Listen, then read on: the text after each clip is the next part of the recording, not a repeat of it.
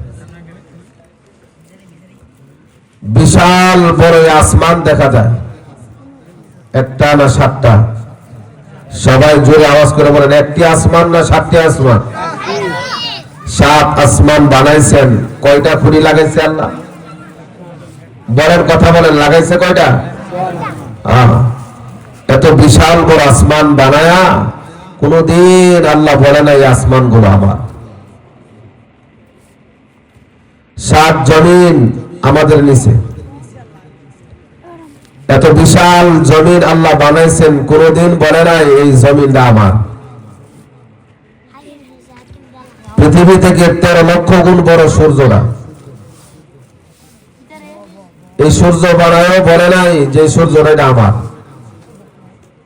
এই সূর্য থেকে কোটি কোটি গুণ বড় একটা তারকারাজি, আমরা এখান থেকে একবারে ছোট্ট একটা পিঁপড়ার মতন দেখি। এত বিশাল তারকারাজি দিয়াও আল্লাহ কোনদিন বলে না এই তারকাগুলো আমার। জান্নাত বানায় বলে নাই আমার, জাহান্নাম বানায় বলে নাই আমার।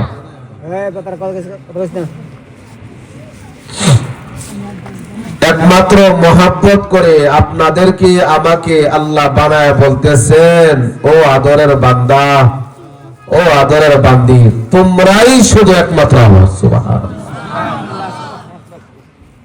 তাহলে বোঝা গেল যা আছে সবকিছু থেকে আল্লাহর কাছে মর্যাদা আমাদের দাম আছে না নাই? শুধু তাই না, আল্লাহ বলে, বান্দা তোমাদের কি বানায়া তোমাদের সম্মানিত, তোমরা যে দামি, আমি আল্লাহ 4টা কসম খাইছি। আচ্ছা, আল্লাহর কি কসম খাওয়ার কোনো প্রয়োজন আছে? নাই। এরপরেও আল্লাহ 4টা কসম খাইছি। 114 খানা সূরা আছে, 114টা চ্যাপ্টার পাঠ। এর ভিতরে একটা পাঠের ভিতরে প্রথম যে 4 আয়াত নাজিল করছেন, 4 আয়াতই আল্লাহ আমাদের জন্য কসম খাইছে।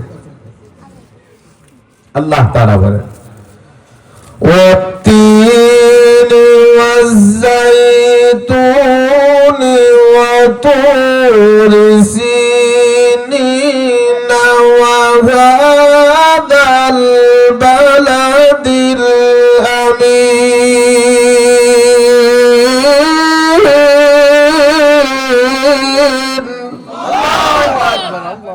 আল্লাহ 4 কসম খাইছে। 3 ফলের কসম, জৈতুন ফলের কসম, সিনাই পর্বতের কসম, পবিত্র মক্কা নগরের কসম, আমি মানুষদেরকে সর্বশ্রেষ্ঠ সুন্দর দিয়ে বানাইছি। সুবহানাল্লাহ। লাকাদ খালাকনাল ইনসানা ফি আহসানি তাকওয়ীম।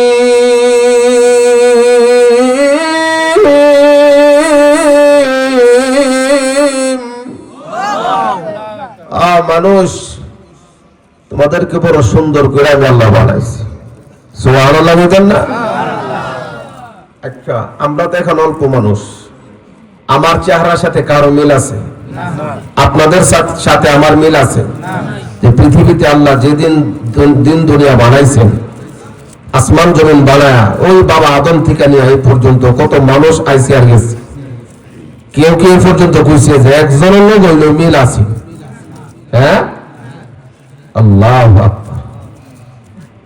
আল্লাহর কুদরত এগুলা। এই আল্লাহর কুদরত চিন্তা করবেন, তাহলে আল্লাহকে চেনা যাবে। এই জমিন পুরাটা পৃথিবী, জমিনটা পানির উপরে বসমান আল্লাহ স্থির করে দিছে একবারে। কেন? আমার বান্দা চললে ফিরে দেব না, বইলে ফিরে দেব না। আল্লাহ কি চিন্তা করতেছে?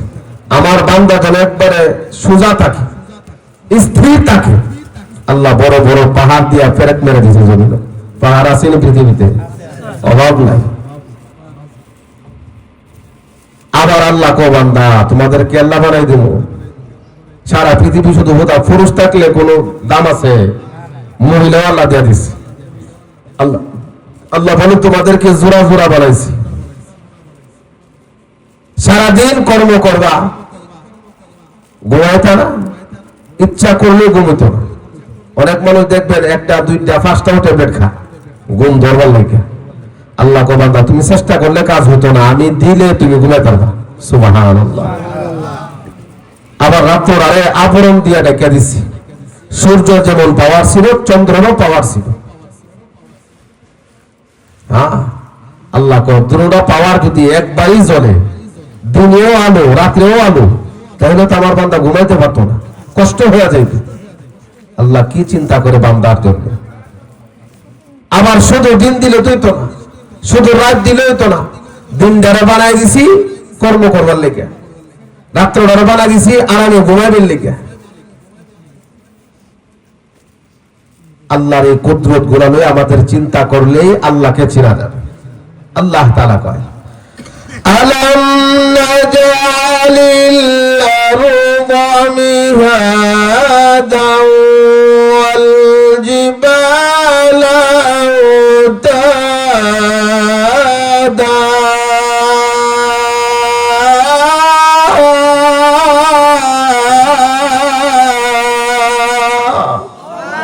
আরো জোরে কর। আমি আল্লাহ কি জমিনদারে বিছানা স্বরূপ বানাই দেয় নাই? জমিনটাকে স্থির করার জন্য পাহাড় মারি নাই? আল্লাহ করছে। এগুলা নিয়ে চিন্তা করলে আল্লাহকে চিনা যাবে। কিছুদিন আগে আমি খবর লইছি, সর্বোচ্চ লেখাপড়া 3 পর্যন্ত। কি ক্লাস? 3 ক্লাস পড়ছে। মূর্খ, গাদা, একেবারে নিম্ন শ্রেণীর লোক, নিম্ন বংশের লোক, নিম্ন গোষ্ঠীর লোক। আগে মানুষের বাড়িতে কামলা দিছে, খাইতেও পারছে না। এই বেড়ায় লাল সালো একবার দুইয়া কিছু কথাবার্তা শিখছে, গান গান শিখছে, শিখে সেরা কিছু টাকা পয়সা জমায়। এখন কয় যে ব্যক্তি এক মুহূর্তের কথা কয়, মানুষ না মুনাফিক? নাউজুবিল্লাহ কয়। কথাটা কইতাছি, কারে কইছে কথাটা? আমি যে কমইব পাবো, আল্লাহ মাফ করুক, আল্লাহ তার সাহেব। এক মুখে যে স্যার কথা কইল, এটা কি মুখ না ফুক? না পিছের রাস্তা না সামনের রাস্তা? চিন্তা করে এটা কইতাছে আল্লাহ। নাউজুবিল্লাহ কইতেন না? কেন এটা? আবিল্লাহ আবিল্লাহ। আমার এক মুসল্লি আছেন আবুল, সারা গ্রামের মানুষের আবিল্লারা আবুল্লাহ ডাকতে ডাকতে ডাকতে ডাকতে হের আল্লাহ আবুল্লি বানাই একটা বিয়া করছে বউ, তাই না? আবুল তো বউ করেন না, হেজা হেন। আবার হের ছোট ভাইয়ের নাম লাগছে বিন্না, রহমান তুই হেরা বিন্না রাখ। এটাও একটা দুইটা বিয়া করার পরে বউ থাকে না, এটা বউ করেন না জাহেন, নামের তো একটা তাসির থাকে। এই কুলাঙ্গার, এই নাস্তিকে আল্লাহর কুদরত যেগুলা সৃষ্টি করছেন, আমাকে চিন্তা করেন যে আল্লাহ আমাকে কিভাবে চোখ দিল, কিভাবে হাত দিল, কিভাবে পা দিল, কিভাবে দুইটা কেতনি লাগাই দিল, দিল লাগাই দিল, জিহ্বা লাগাই দিল, ঠোঁট লাগাই দিল, আসমান কেমনে বানাইলো, জমিন কেমনে বানাইলো। আল্লাহ কইছে, নবী কয় এগুলা নিয়ে তোমরা চিন্তা করবা, তাহলেই তোমরা আল্লাহকে চিনতে পারবা। ওলামায়ে কেরাম, সমস্ত বাংলাদেশের সমস্ত ওলামায়ে কেরাম ধিক্কার জানাইছে, আর কোনো কথা নাই, তার একটাই শাস্তি, ফাঁসি ছাড়া যেন আর কোনো কাজ না হয়। কথা বল না কেন? আর আপনারা চান ফাঁসি না হোক? আবার আমার মতন দেখবেন কিছু টুপিওয়ালা দাড়িওয়ালা লাল নীল তুমি দাদা 5 কেজি চাললো টুপিটার ভিতরে, 3.5 কেজি কম হইতো না একটা টুপি দিয়ে বড় বড় লাগা। এরাও দেখছি নাস্তিকের পক্ষ না।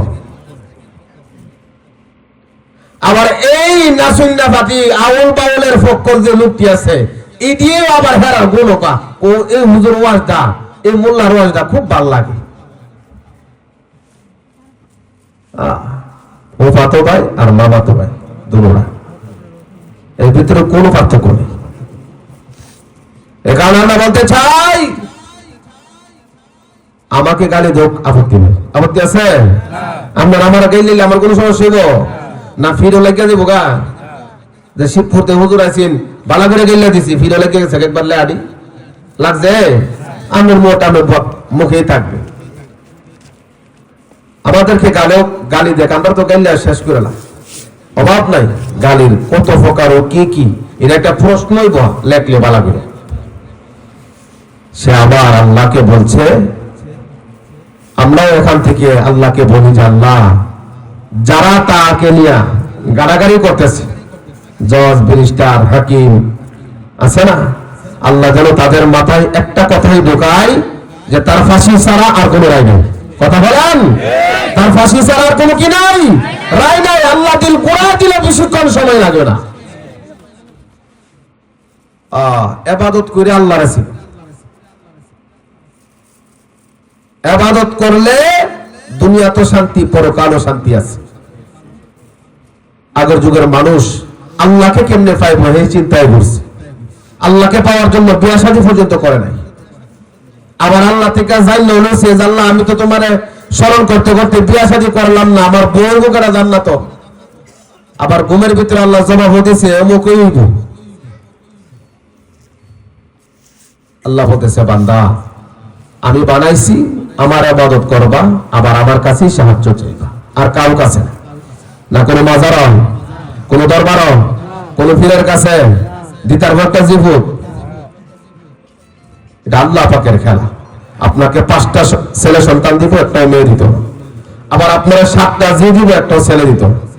আমার এক মুসল্লি বড় খুব সন্তুষ্ট আল্লাহর প্রতি, একটা ছেলের আশায় 6টা মেয়ে হয়েছে, নারাজ না, কোনদিন তার মুখ থেকে শুনি নাই যে আল্লাহ আমার একটা ফুট দিল না, কোনদিন না। হ্যাঁ, আল্লাহ তাআলা কো বান্দা, আমার ইবাদত করবা, আবার আমার কাছেই চাইবা। ইয়্যাকা না'বুদু ওয়া ইয়্যাকা নাস্তাঈন।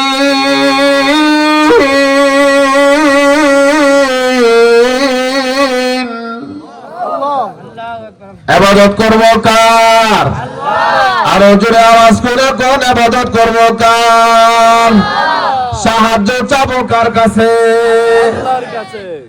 তৎকালীন যুগে একজন আল্লাহর ওলি বড় আবেদ, চিশতিয়া তরিকার বড় একজন আবেদ, যার নাম খাজা আব্দুল ওয়াহিদ রাহমাতুল্লাহি আলাইহি। দুনিয়াতে আল্লাহর গোলামি করতে করতে বিবাহ শাদী করে নাই, সেই চিন্তা মাথায় ঢুকে নাই, আল্লাহকে কিভাবে পাওয়া যাবে সেই চিন্তায়। হঠাৎ করে একদিন আল্লাহকে স্বপ্ন যোগে বলতেছে, গো আল্লাহ,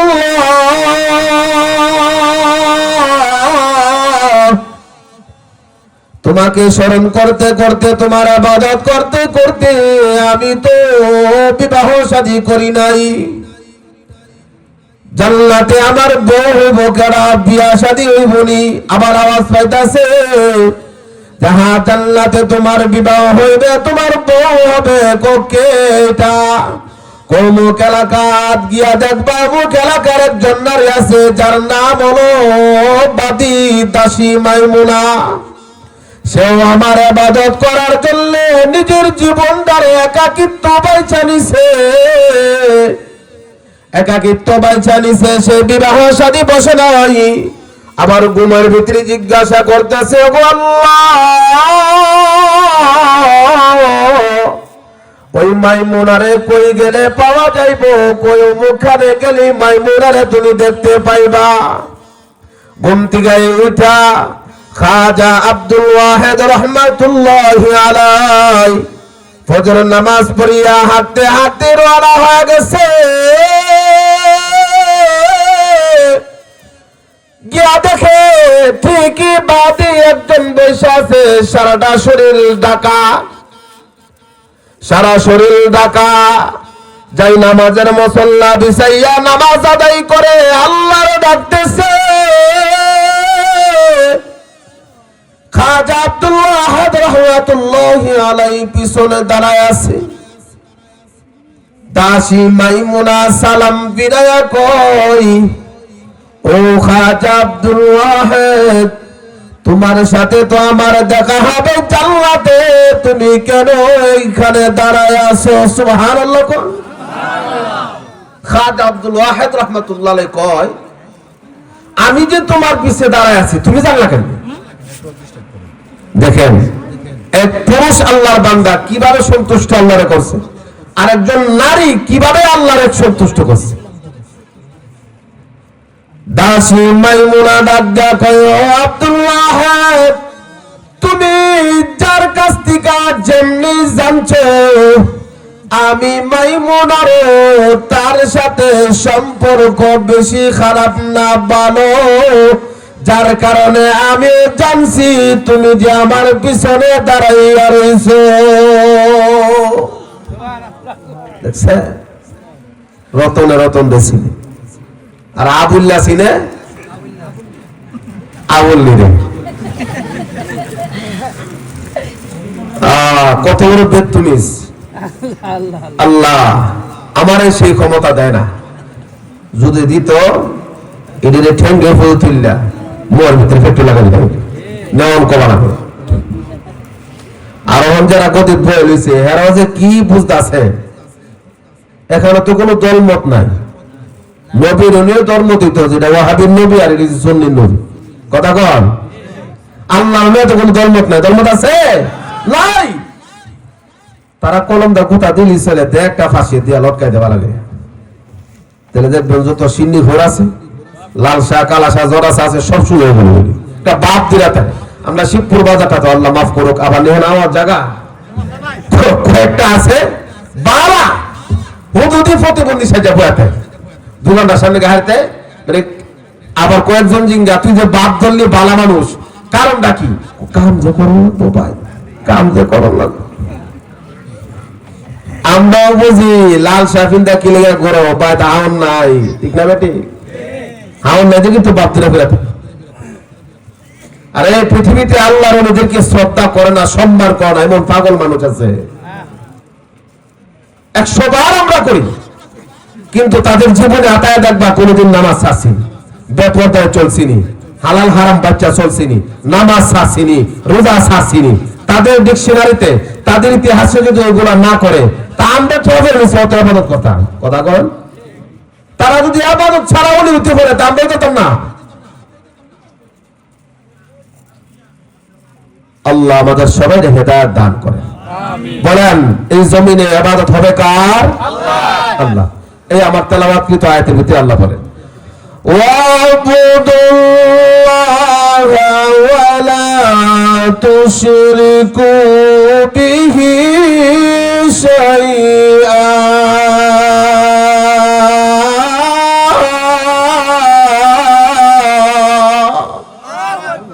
বান্দা ইবাদত করবা আমার, চাইও আমার সাথে, নিয়ে আবার কেউ লাগাই দেও। শিরিক করা যাবে না, শরীক করা যাবে না আমার সাথে। শিরিক মুক্ত ইবাদত লাগবে, শিরিক মুক্ত। বান্দা থেকে আল্লাহ দুইটা হক পায়।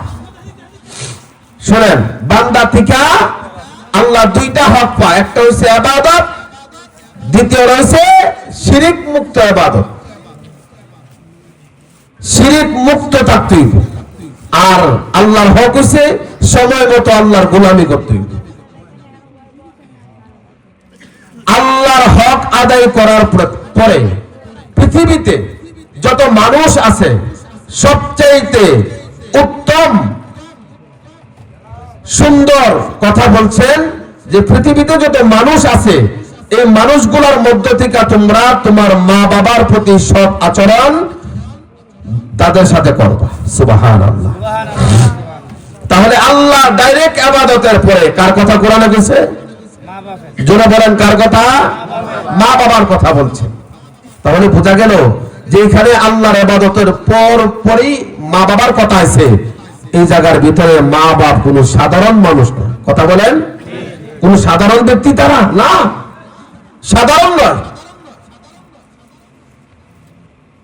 তারা খুব দামি মানুষ, হোক মূর্খ, কলম ধরতে না জানো। আল্লাহ আমার মা বাপ বানায় দিছে, আমার জন্য তারা আমার মা বাপ। আপনাদের জন্য তারা আপনাদের মা বাপ, আমার মাথার মুকুট তারা। আমার এক নানা আছে, একবারে মূর্খ। এ কথা বলতেছি যে আল্লাহ যদি সম্মান দেয় নয়, মূর্খ বেড়ার অধিক হয়, তখন টেনশন নাই। কলম ধরতে জানে না, তবে মুখটা বালা, ব্যক্তি হিসাবে ভালো, নামাজ পড়ে, রোজা রাখে, হালাল হারাম মাইনা চলে। আমি মাঝে মাঝে একটু দুষ্টাম করে কই যে না না তুমি যে মেম্বার হইলা, আমি ডাইরেক্ট আমার মেম্বার করি, তুমি যে লেম্বর হইলা, কোন অব্দি ধরতে যাবো তোমার তা তুই তো ইজ্জত মারি নিবি। কমর সিলটা তেরে কেউ কাগজ লইলে কোমর দেবে, দেহে ডানে আমি কেউ দিকে গেলাম বাইকের একটা সাফা হয়ে যাবে।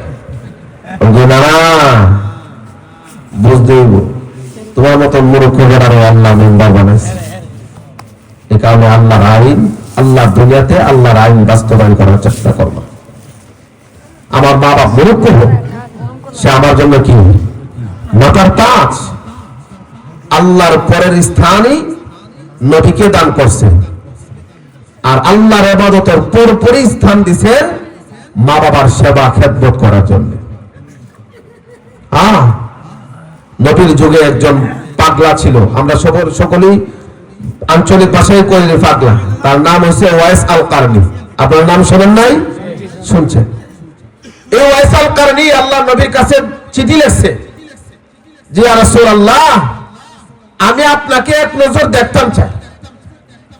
আল্লাহর রাসূল বলে তোমার বুড়া মা বাবার খেদমত করো, আমি নবীরে দেখতে বলবো। সুবহানাল্লাহ কোন না? অথচ সে ঈমান আনছে, নবীরে দেখলেই সে সাহাবী হয়ে যায়। নবীজি বলতেছেন ওয়াইস আল কারনি, তোমার মা বৃদ্ধ বিছানায় শুয়ে আছে, আমি নবী দেখা থেকে তোমার মার বেশি সেবা করো, বেশি উপকার হবে। সুবহানাল্লাহ। সেই ওয়াইস আল কারনি সম্পর্কে আল্লাহর রাসূল ইন্তেকালের আগে হযরত ওমরকে রেখে আনছেন, হযরত আলীকেও রেখে আনছেন। আনার পর বলতেছেন যে ওমর, আমি দুনিয়াতে যখন বিদায় হয়ে যাইব, আর ওয়াইস আল কারনির মাও যখন বিদায় হয়ে যাইব, সে পাগল হয়ে যাইব আমার রওজা জিয়ারত করার জন্য। তোমরা আমি নবীর এই জুব্বা মুবারকটা ওয়াইস আল কারনির হাদিয়া দিবা। সুবহানাল্লাহ কোন না? আর তোমার জন্য ওমর রকুতাছে নবী, তোমার জন্য ওয়াইস আল কারনি থেকে দোয়া লইও। সুবহানাল্লাহ কইতেন না? আর আবার উম্মতের জন্য ওয়াইস আল কারনির কইও দোয়া করতে একটু আগে। কেন কেন?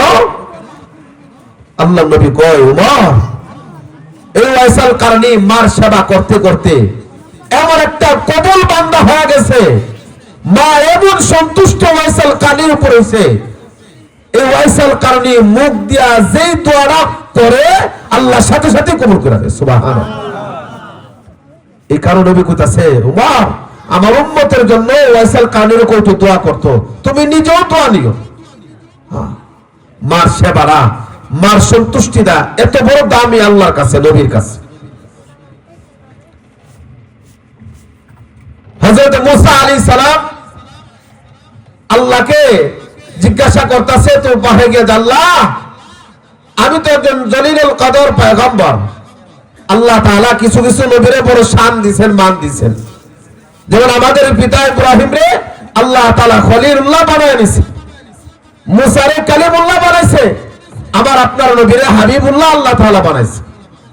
সেই মুসা আল্লাহকে জিজ্ঞাসা করে, ওগো আল্লাহ, জান্নাতে আমার বন্ধুর বুকেরা, বন্ধু হবে কে? আল্লাহ তাআলা কইতাছে, মুসা, তোমার সাথে তো জান্নাতে বন্ধু হবে অমুক এলাকার এক কসাই ব্যক্তি। সুবহানাল্লাহ কইতেন না? হযরত ওমর টেনশনে পড়ে গেলেন। ওমর রাদিয়াল্লাহু হযরতে মুসা আলাইহিস সালাম টেনশন করতেছেন যে একজন কসাই ব্যক্তি আমার সাথে কিভাবে জান্নাতে থাকবে, আমার বন্ধু হবে, তাকে আমার যাচাই করা দরকার আছে। হযরতে মুসা আলাইহিস সালাম ওই কসাই ব্যক্তির কাছে যাইয়া তাকায় আছে। কসাই ব্যক্তিরা সারাদিন গোস্ত বিক্রি করলো। হযরত মুসা আলাইহিস সালাম সারাদিন থাকার পরে চিন্তা করতেছেন, এমন কোন তো বড় কাজ সে করে নাই যে আমি পয়গম্বর মুসার সাথে সে জান্নাতে বন্ধু হবে। সন্ধ্যা হয়ে গেলে ওই কসাই ব্যক্তিরা তার মার জন্য কিছু ভালো গোস্ত প্যাকেট করে রাখছিল। দোকান বন্ধ করিয়া বাড়ির দিকে রওনা হয়ে গেছে। মুসা আলাইহিস সালাম চিন্তা করেন, এখানে তো কোনো আলামত পাইলাম না, তার পিছনে পিছনে বাড়ির দিকে আবার যাইতে হবে। বাড়িতে যাওয়ার পর মুসা আলাইহিস সালাম তাকা দেখে ওই কসাই ব্যক্তিটার একজন বৃদ্ধ মা বাড়িতে আছে।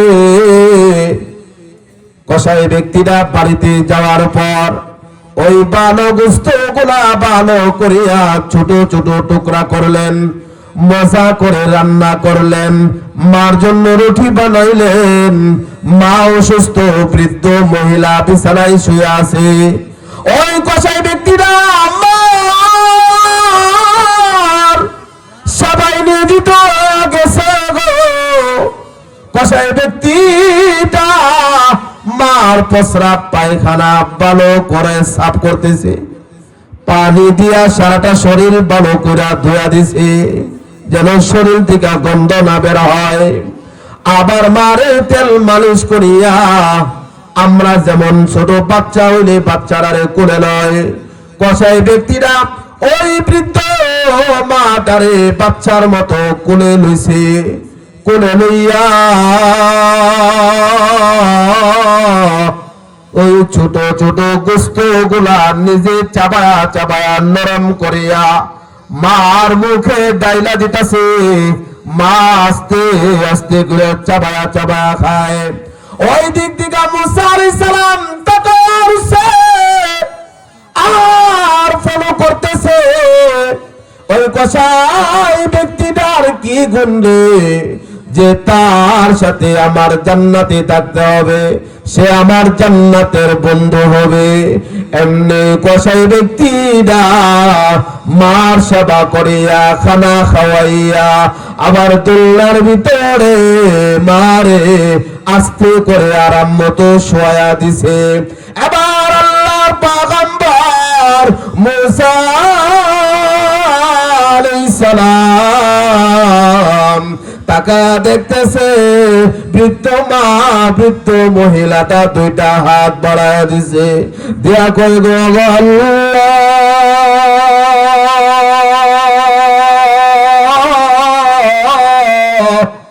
আমি আমার সন্তানের খেদমতের কি বদলা দিব? বদলা দেওয়ার মতো আমি মার কাছে কোনো কিছু নাই। ও আল্লাহ, তোমার কাছে পড়িয়া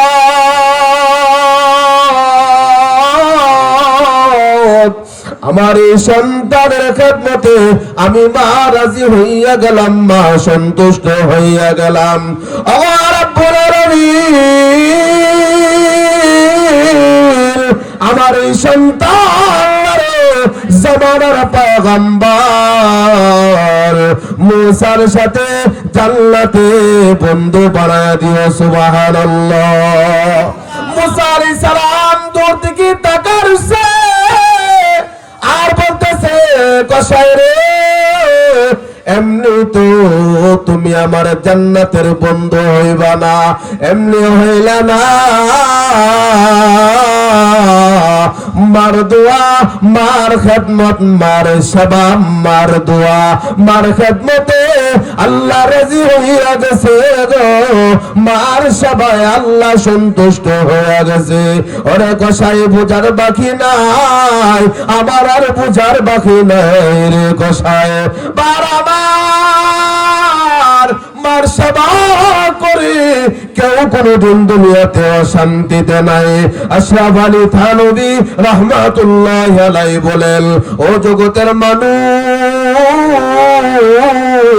মা বাবার যদি সেবা করো আল্লাহ তোমার 5টা পুরস্কার দান করবে।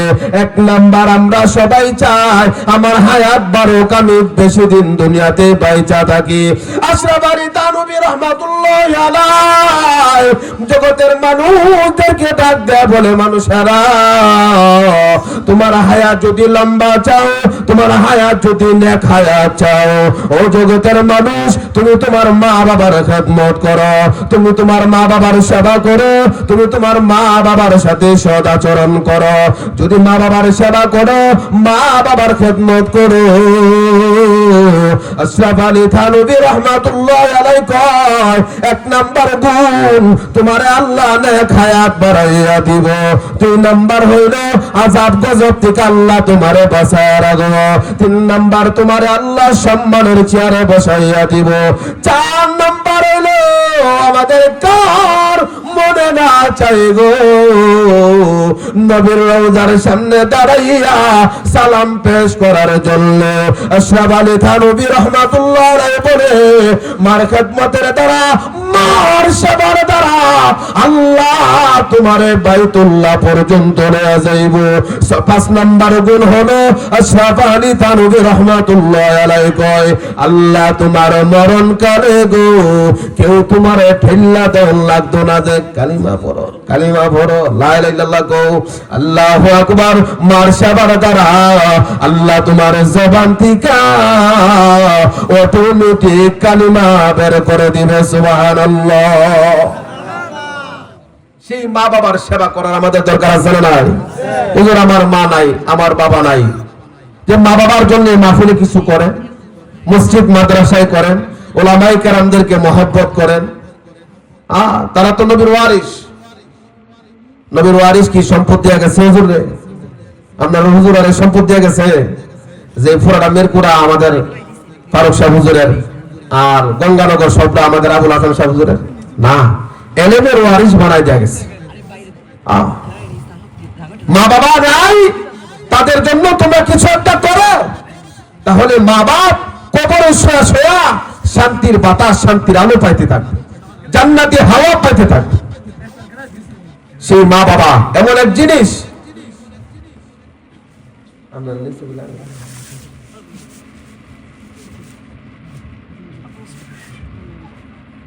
মা বাবা এমন এক দামি জিনিস। যদি ওলি হতে চাও, আল্লাহর নেককার বান্দা হতে চাও, মা বাবার খেদমত করো। যদি